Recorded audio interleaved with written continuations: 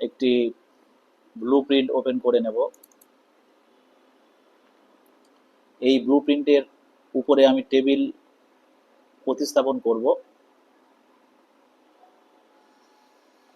মনে করুন এই যে ব্লুপ্রিন্টটি রয়েছে, আমরা এই ব্লুপ্রিন্টের উপরে একটি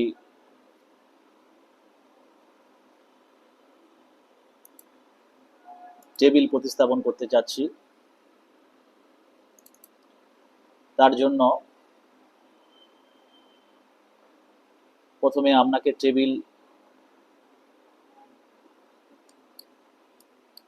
নিতে হবে এবং সেটিকে প্রতিস্থাপন করতে হবে। দেখুন ভিউয়ার্স, তার জন্য আমি টেবিল নিলাম রিবন থেকে।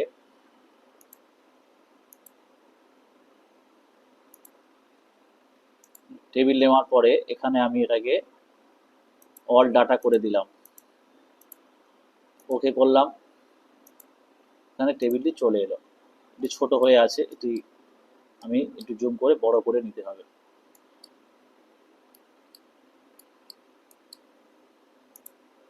এরপরে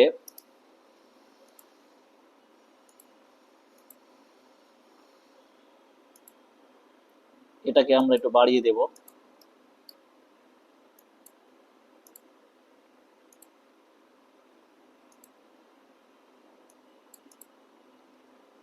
বাড়িয়ে দেওয়ার পরে এটাকে আমরা কপি করে ব্লুপ্রিন্টের উপরে নিয়ে যাব।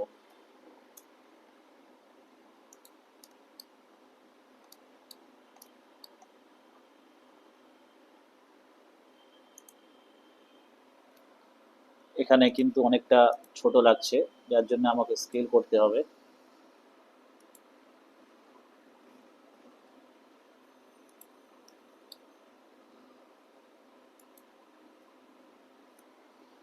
মুভ করে সরিয়ে নেব। দেখুন, এরপরে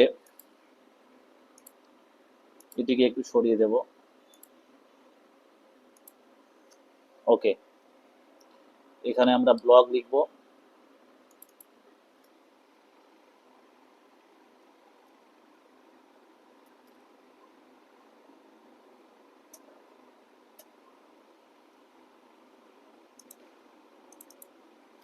ব্লগ আমরা এ লিখতে পারি, বি লিখতে পারি,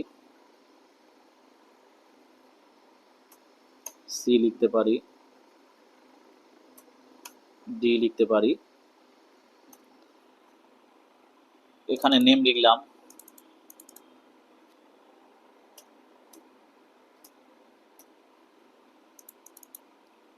এসএফটি লিখলাম বা প্লট নম্বর লিখলাম।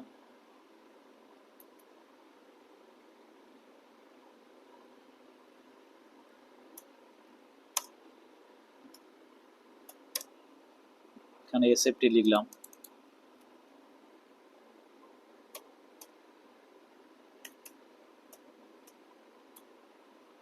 এখানে ডেসিমেল লিখলাম।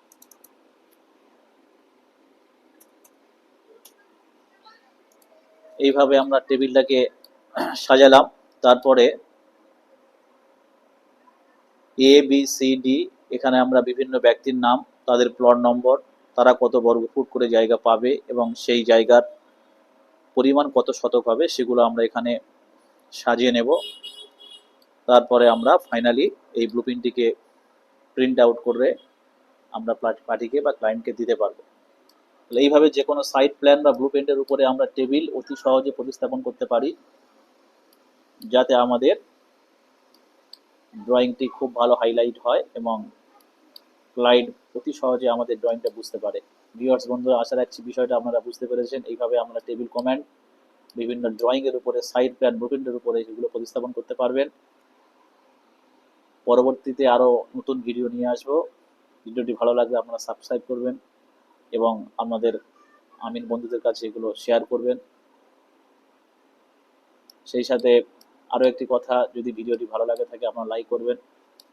সকলে সুস্থ ভালো রাখবেন, এই বলে আমি আমার সংক্ষিপ্ত ভিডিও শেষ করলাম। পরবর্তীতে আবার নতুন ভিডিও নিয়ে আপনাদের সামনে